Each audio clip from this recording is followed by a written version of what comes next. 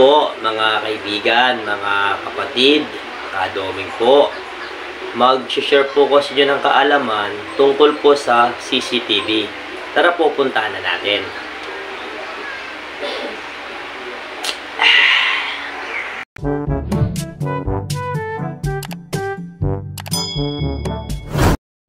Magandang hapon mga kaibigan, mga kapatid. Gusto ko lang i-share sa inyo itong ginagawa kong video. Bali, ang gagawin natin mga kapatid ay aalamin natin kung bakit hindi gumagana yung isang camera. Ayan makikita naman natin sa screen na tatlo lang yung umaandar. Yung cam 2 ay walang tayong makikitang yung nakukuha niya o hindi gumagana, wala siyang view. Aalamin natin kapatid kung ano ang dahilan kung bakit wala siyang aaninag, blanco siya. Ang una natin gagawin kapatid kasi iba-iba kasi yung dahilan niyan kung bakit hindi gumagana yung ating camera. Iba-ibang dahilan. Aalamin natin ngayon kapatid kung yung camera na yan kung bakit blanco Bali magto-troubleshoot tayo. Una nating aalamin kapatid yung kanyang supply, kung meron siyang supply na 12 volts. Ito kapatid alamin na natin kung meron bang 12 volts na supply itong ating camera puntahan natin. Bali ito yung cam 2 ito yung kanyang supply ng 12 volts Yan, aalamin natin ito kung meron siyang 12 volts na ilinalabas. Kasi kapatid kung sakaling ito wala siyang 12 volts na ilinalabas, ay hindi talaga gagana ang ating camera. Magiging blanco talaga siya Ito yung kanyang power supply Ayan, nakasaksak siya yung power supply. Tapos ayan makikita naman natin yung kanyang supply na meron siyang red light meron siyang red light. Ayan. Ayan yung red light subukan ko siyang tanggalan para mamatay yung kanyang red light tigas Ayan Ayan, bali meron pa siyang red light na natitira. Ayan, meron pa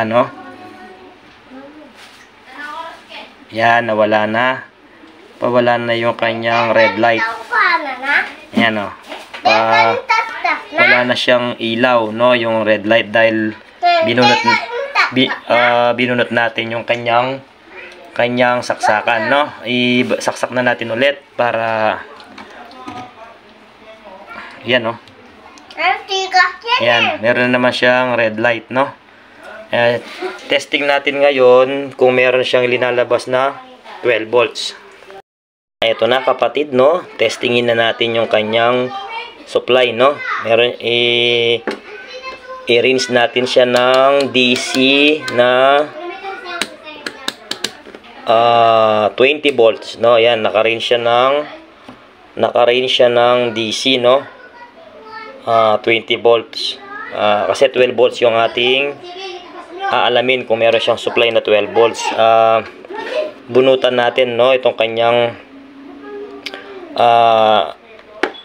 di ko alam ang tawag dito Yan, binunot ko. Tapos ilagay natin yung negative dito, tapos yung positive dito sa butas Yan. Bali ayan kapatid walang 12 volts sa ilinalabas niya. Ang volt lang niya ay 3. Yan, paiba-iba lakpas lang siyang 3 volts. fluctuate yung kanyang voltahe, no? Fluctuate, paiba-iba, no? Bali, kung ganyan lang kababa, kapatid, no, yung ating voltahe ay hindi talaga gagana, no, yung ating camera. Dahil ang kailangan na voltahe sa camera ay 12 volts. Yan, no, bali yan, kapatid, no, bali yung supply lang pala ng camera ang sira.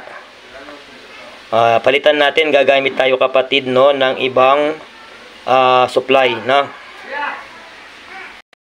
Eto, no, pagsamay na natin yung supply at saka yung susuplayan, no. Pagsamahin natin, no, tapos tingnan natin kung aandar na ba.